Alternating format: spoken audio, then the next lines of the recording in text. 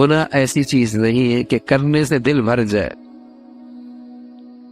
خواہش کرنے سے خواہش سے دل بھرتا نہیں ہے، اور تیز خواہش پیدا ہوتی ہے. خواہش گناہ کرنے سے دل بھرتا نہیں ہے، اور خواہش کا اضافہ ہوتا ہے، اور شدت کے ساتھ گناہ کی چاہت بڑھتی. خواہش کرنے والا خواہش کر لے تو کیا ہو، اس کی چاہت ختم ہو جاتی ہے، خواہش ختم ہو جاتی ہے، اس کا تقاضا پہلے سے زیادہ زور سے آتا ہے. اسے فریب دیتا ہے کہ کرنے گناہ حسرت نہ رہے گی، پھر نیک بن جانا، پھر نیک بن جانا. یا اس کے خیال ڈالتا ہے دل میں کہ گناہ کر لے پھر توبہ کر لینا. کوئی ایسا بھی پاگل دیکھا ہے جو زہر اس وجہ سے کھا لے کہ پھر دوائی کھا لوں گا؟ کوئی ایسا پاگل بھی دیکھا ہے؟ اگر کوئی ایسا کرے گا تو کیا کہا جائے گا؟ بڑی حماقت کی ہے کہ اس امید سے کہ پھر دوائی کھا لوں گا اس لیے زہر کھا لی ہے،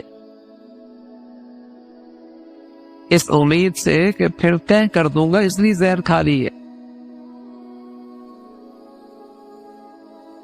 تو اس امید سے گناہ کرنا کہ پھر توبہ کرنا کر لوں گا، یہ ایسی حماقت ہے.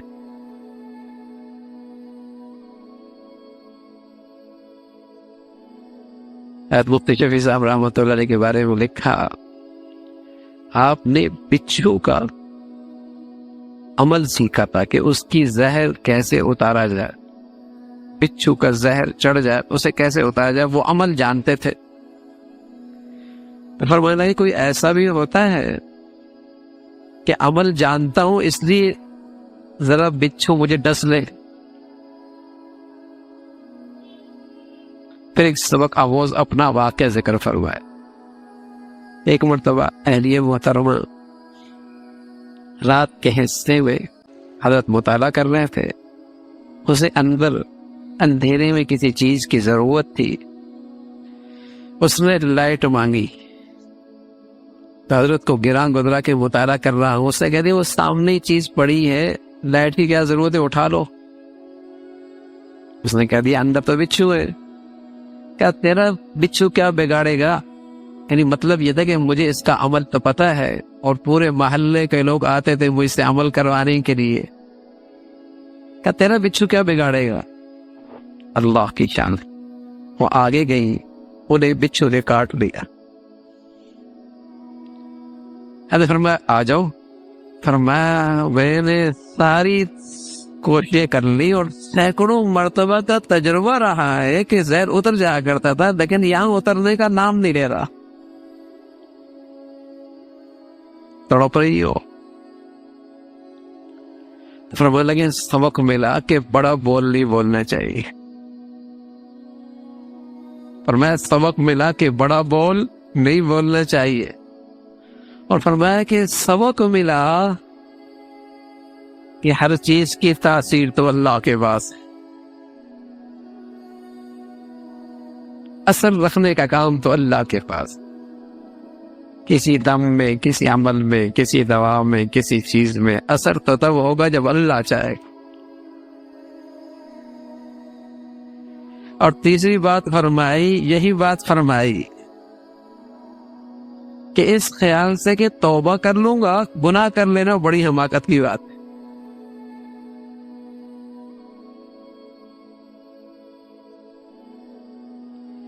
تو توبہ کی توفیق بھی تو اللہ کی طرف سے ہوتی ہے. کہیں ایسا نہ ہو کہ اس امید سے گناہ کر لیا کہ توبہ کر لوں گا اور زندگی بھر توبہ کی توفیق ہی نہ ملی.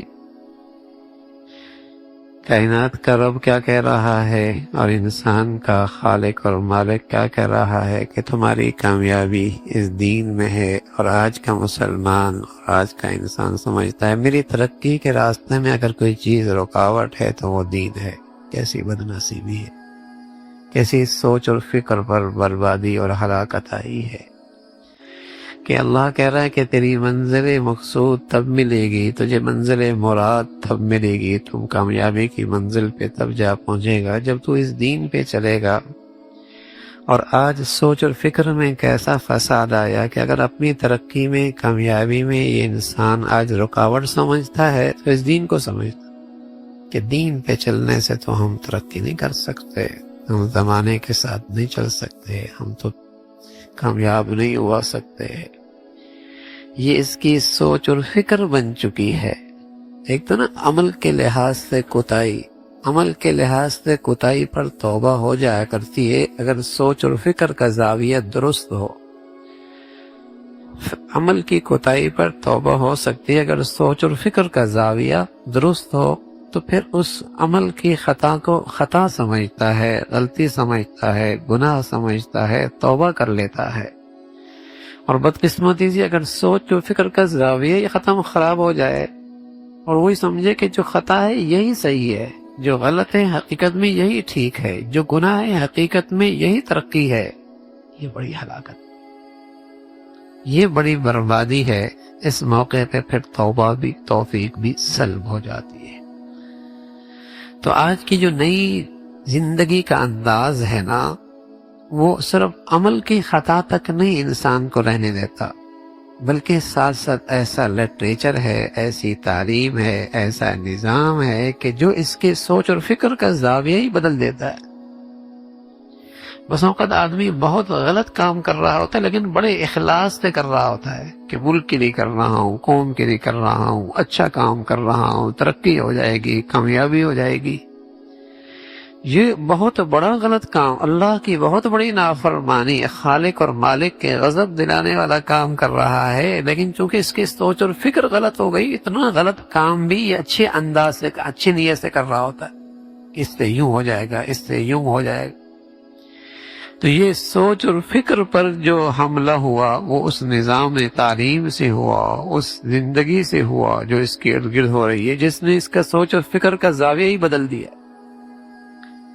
تو یہاں خالق اور مالک تو یہ کہہ رہے کہ تیری کامیابی اور مراد کی منزل تب ملے گی جب تو دین پہ آئے گا، اور اس کی سوچ اور فکر بن رہی کہ پردہ ہو گیا، حلال کیا، سود چھوڑا، پردہ کیا، دیانت پہ آ گئے، عبادت پہ آ گئے، اللہ کی اطاعت پہ آ گئے، اسلامی قوانین زندگی میں آ گئے، معاشرے میں آ گئے، سوسائٹی میں آ گئے، قومی سطح پہ آ گئے، ترقی کیسے کریں؟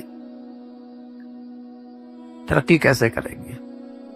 حضرت عمر رضی اللہ تعالیٰ فرمایا کرتے تھے کہ ہماری اس ترقی کی ساری بنیاد، عزت اور عروج کی ساری وجہ ایک ہے، اعزنا اللہ بالاسلام، اعزنا اللہ بالاسلام۔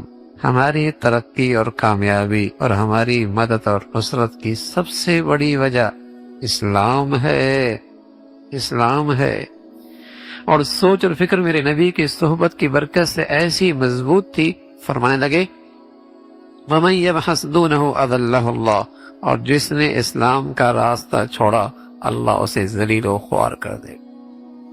سوچ اور فکر میں اتنی مضبوطی اور صحت تھی اور اس کی بنیاد اتنی درست تھی، کہنے لگے وَمَن يَبْحَثْ دُونَهُ أَذَلَّهُ اللَّهُ، جو اسلام کو چھوڑے گا ذلیل و خوار، اس لیے وہ ایک انچ بھی اسلام سے دستبردار ہونے کے لیے تیار نہیں تھے، ایک انچ بھی۔ وہ تو اتنے مضبوط تھے نا، جو آج کی نظر میں کہتے ہیں بڑا سخت ہے، بڑا سخت۔ انہیں پتا تھا کہ اسلام کا راستہ چھوڑا ہماری بربادی شروع، تو وہ تو اسلام کے ایک انچ سے بھی دستبردار ہونے کے لیے تیار نہیں تھے۔ ان کی تمام تر کامیابیوں کی وجہ اسلام پر مضبوطی اور کسی بھی رخ سے لچک دکھانے کے لیے وہ تیار نہ تھے۔ اور پھر قیصر و کسریٰ کی سلطنتیں ان کے پاؤں کی گرد بنی۔ ایک شریعت کے ایک حکم سے بھی اور ایک ادا سے بھی اور ایک سنت سے بھی دستبردار ہونے کے لیے تیار نہیں تھے۔ اعزنا اللہ بالاسلام ومن يبحث دونه اذلہ اللہ۔ تو اللہ کریم کہہ رہے کہ یہ ہے تمہاری کامیابی کی منزل، میرا راستہ ہے، تم اس بھی چلو، دوسری راہوں پہ مت چلو، وہ راہیں تم کو اللہ کی راہ سے جدا کر دیں گی۔ اور اللہ تمہیں اس کا تاکیدی حکم دیتا ہے، یہ اللہ تمہیں وصیت کر رہا ہے، تاکیدی حکم دیتا ہے تاکہ اس راہ کے خلاف کرنے میں تم احتیاط رکھو، تاکہ تم احتیاط رکھو۔ رسول اللہ صلی اللہ علیہ وسلم نے فرمایا کہ اللہ رب العزت رات کے آخری حصے میں قریب آسمان کے قریب آ جاتے ہیں اور اللہ رب العزت رات کی اس آخری تہائی میں فرماتے ہیں کون ہے جو مجھ سے مانگے میں اس کی دعا قبول کروں، اور کون ہے وہ مجھ سے سوال کرے میں اس کو عطا کروں، کون ہے جو مجھ سے بخشش مانگے اور میں اس کی بخشش کروں۔ اللہ رب العزت رات کے تہائی آخری حصے میں قریب آ جاتا، اب وہ قرب اللہ کا شاید شان ہے، جیسے وہ اپنی ذات میں بے مثال ہے، اس کے قرب کی شکل بھی اللہ ہی جانتا۔ لیکن رسول اللہ صلی اللہ علیہ وسلم نے فرمایا کہ اللہ قریب آ جاتے، اور ایک روایت میں تو یوں ہے حل من کذا، کیا کسی کو یہ حاجت ہے، کیا کسی کو یہ حاجت ہے، کسی کو یہ حاجت ہے، وہ شخص کہاں ہے، وہ شخص کہاں ہے، وہ شخص کہاں ہے۔ اس طرح اللہ رب العزت کی طرف سے آواز آتی ہے، اور اس موقع پہ جو اللہ سے مانگتا ہے اللہ اس کی حاجات پوری کرتے ہیں، اور یہ سلسلہ صبح صادق تک رہتا ہے۔ دنیا کے چھوٹے موٹے مونے حکمران کہہ دیں آج میرا دربار کھلا ہے، جو بھی اس گھڑی میرے ہاں آ جائے گا اس کی فریاد، اس کی حاجت پوری کی جائے۔ بتاؤ کیا حال ہو، کیا تکم پیرم ہوگی، اور کیا لینے اور کیا انتظار ہوگی۔ ہاں کہ آج صاحب کا بڑا دربار کھلا ہے، اور جو بھی حاضر ہو جائے گا اس گھڑی اس کی مراد پوری ہوگی، اور یہاں بادشاہوں کا بادشاہ، حاکموں کا حاکم، وہ کہہ رہے ہیں کہ یہ آخری گھڑی میری دربار کی ایسی کھلتی ہے جو چاہتا ہے اپنی حاجت پوری کرا لے۔ حضرت فرید الدین گنج مرادہ خواجہ فرید الدین گنج شکر رحمت اللہ علیہ بہت بڑے اللہ والے گزرے ہیں، وہ کہا کرتے تھے فرید تم سو رہے ہو، اٹھ کر مسجد میں جھاڑو دو، یہ مسجد ہے اللہ تعالی کی، تو سو رہا ہے اور رب جاگ رہا، تو سو رہا ہے اور رب جاگ رہا ہے، تیری دوستی زبردست ہستی کے ساتھ، تیری دوستی زبردست ہستی کے ساتھ ہے، یہ اللہ کے دوستوں کی گھڑی ہے۔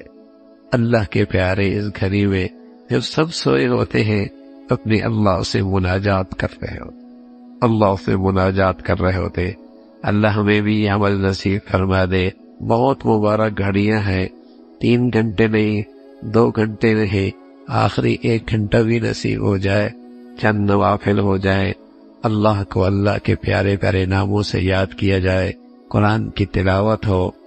آج دنیا کی سائنس، دنیا کی ریسرچ، دنیا کی تحقیق کہتی ہے کہ اس گھڑی میں آسمان سے ایک عجیب چیز اتر رہی ہوتی ہے، اور وہ چیز ایسی ہے جو انسانی صحت، اس کے حافظے اور اس کی ذہانت کے لیے بہت مفید ہوتی ہے، جس سے اس کا حافظہ اور ذہانت لمبے عرصے تک اپنا کام کرتا رہتا ہے۔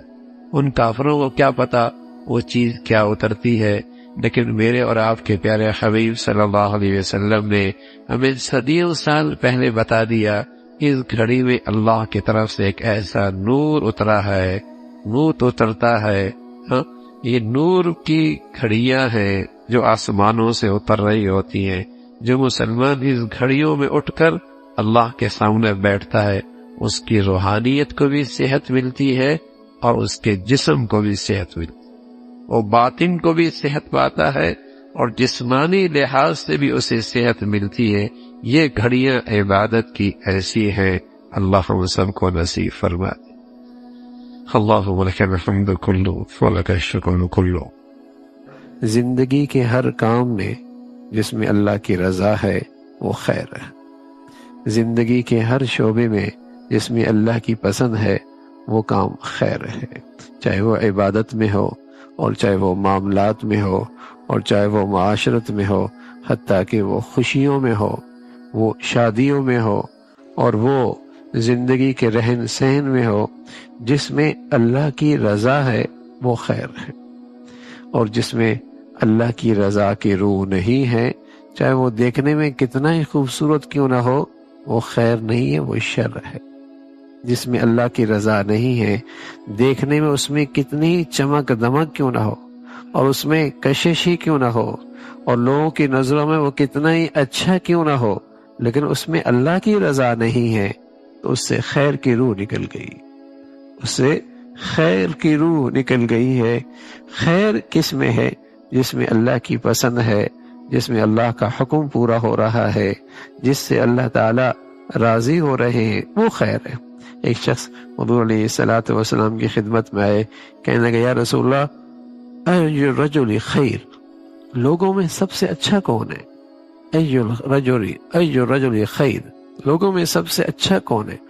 فرمایا من طال عمرہ وحسن عمل، لمبی عمر ہو اور اس کا عمل اچھا ہو، یعنی اللہ کو راضی کرنے والا اس کا عمل ہو، لمبی عمر، یہ لوگوں میں بہت اچھا ہے۔ فرمایا یا رسول اللہ ای الناس شر، لوگوں میں برا کون ہے؟ فرمایا من طال عمرہ، جس کی لمبی عمر ہو۔ پہلے بھی فرمائی لمبی عمر، اس میں بھی فرمائی لمبی عمر، لیکن اس پہلے میں اور اس میں فرق کیا ہے؟ فرمایا من طال عمرہ، لمبی عمر ہو، وساء عملہ، عمل اچھا نہیں، عمل اچھا نہیں ہے، اللہ کا حکم توڑتا ہے، اللہ کی نافرمانی کرتا ہے۔ تو جب آدمی اللہ کی نافرمانی کر رہا ہو تو اس کی زندگی بھی وبال، اس کی صحت بھی وبال، اس کا حسن بھی وبال، اس کی دولت بھی وبال، اس کے پاس جو نعمتیں ہیں وہ بھی وبال، اس لیے کہ اس کے اندر سے روح نکل گئی خیر کی، اچھائی کی، اور وہ اللہ کی رضا ہے۔ پھر یہ ساری چیزیں وبال ہیں۔ پھر ابو لہب کا حسن اس کے لیے وبال ہے، قارون کی دولت اس کے لیے وبال ہے، فرعون کی حکمرانی اس کے لیے وبال ہے، ولید بن مغیرہ کی جاگیریں اس کے لیے وبال ہے، اس لیے کہ وہ روح نکل گئی ہے جس سے ہر چیز میں خیر آتی ہے، اچھائی آتی ہے۔ اللہ کی نافرمانی ہو گئی تو کسی چیز میں خیر نہیں رہی، نہ گھر میں خیر رہی، نہ کاروبار میں خیر رہی، نہ اولاد میں خیر رہی، اس لیے کہ اللہ کی نافرمانی آ گئی، اس لیے کہ اللہ تعالیٰ کے حکم ٹوٹ رہے، پھر وہ اولاد بھی وبال، وہ زندگی بھی وبال جس میں اللہ کی نافرمانی ہے۔ تو خیر جس میں اللہ کی رضا ہو، تو فرمایا نیکی میں آگے بڑھو، خیر میں آگے بڑھو، اور اس میں ایک دوسرے سے جسے کہیں کہ سبقت کرو، یہ کرنے کا کام ہے۔ نے تم پہ بڑا انعام کیا ہے، اپنا رسول بھیجا ہے جو تمہیں میرے احکامات سناتے ہیں اور تمہیں گندگیوں سے پاک کرتے ہیں، اور تمہیں حکمت اور دانائی کی باتیں بتلاتے ہیں، اور تمہیں وہ علم دیتے ہیں جو تمہارے پاس نہیں تھا۔ تمہیں نہیں پتا تھا اللہ کو کیسے راضی کرنا ہے، اللہ کی کیسے بندگی کرنی ہے، اللہ کی رحمتیں اللہ سے کیسے حاصل کرنی ہے، اللہ کو کیسے جسے کہیں کہ اپنی اچھی زندگی دکھانی ہے، یہ سب اللہ نے تمہیں اپنے پیغمبر کے واسطے بتائی ہیں۔ تو تم میری نعمتوں کو یاد کیا کرو، اس لیے کہ جتنی نعمتوں یاد کرو گے اس کی خاصیت ہے۔ جب کسی محسن کی نعمتوں کو یاد کرو گے تو اس کی ایک خاصیت ہے، محبت بڑھے گی، محبت بڑھے گی۔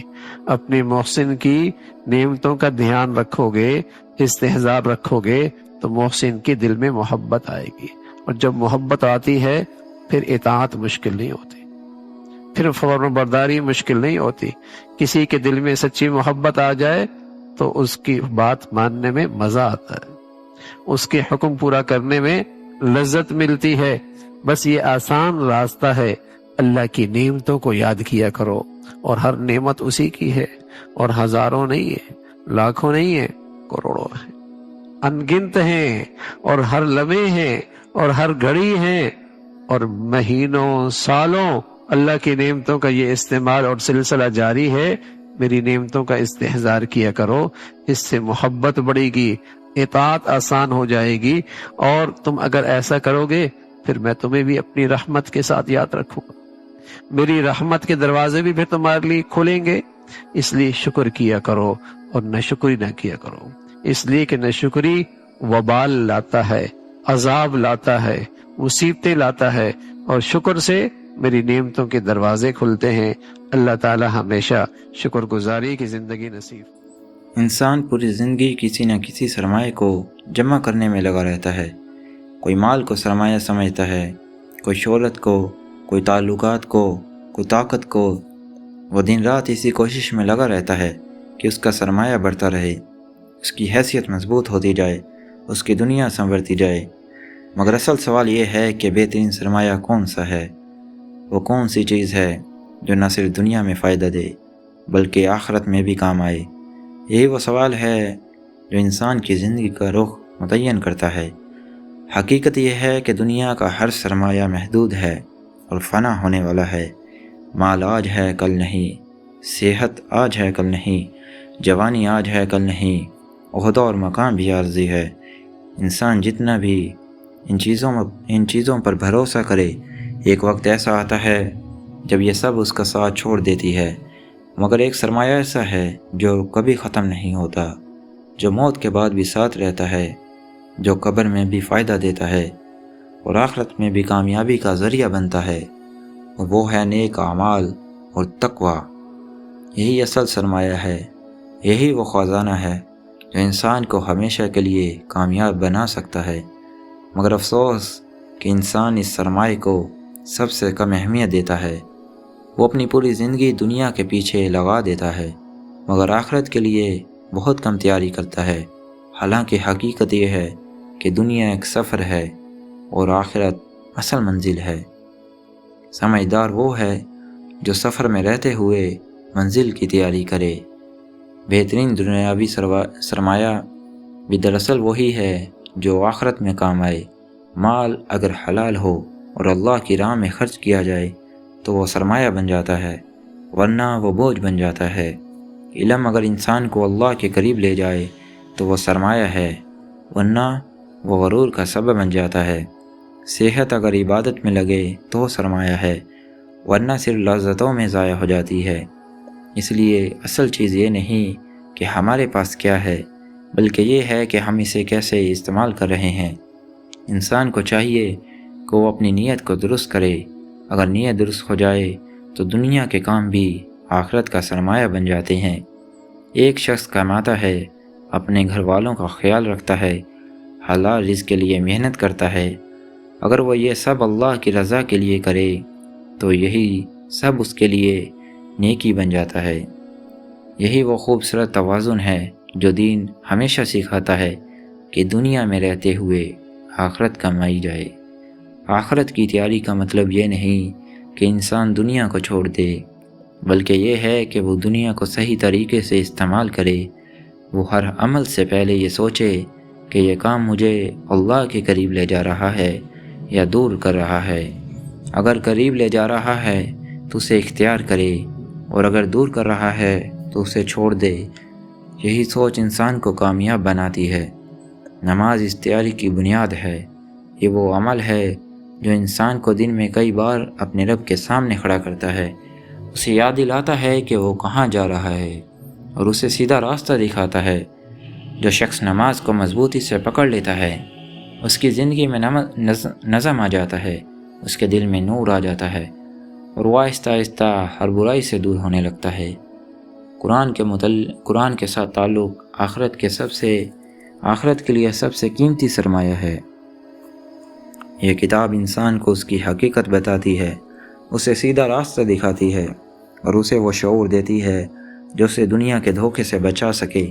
جو شخص قرآن کو سمجھ کر پڑھتا ہے اور اس پر عمل کرتا ہے، وہ کبھی نقصان میں نہیں رہتا۔ ذکر الہی دل کو زندہ رکھتا ہے۔ جب دل زندہ ہوتا ہے تو وہ نیکی کی طرف مائل ہوتا ہے اور گناہوں سے نفرت کرتا ہے۔ یہی کیفیت انسان کو آخرت کے لیے تیار کرتی ہے۔ جو دل اللہ کی یاد سے خالی ہو جائے وہ دنیا میں کھو جاتا ہے اور وہ اپنی اصل منزل کو بھول جاتا ہے۔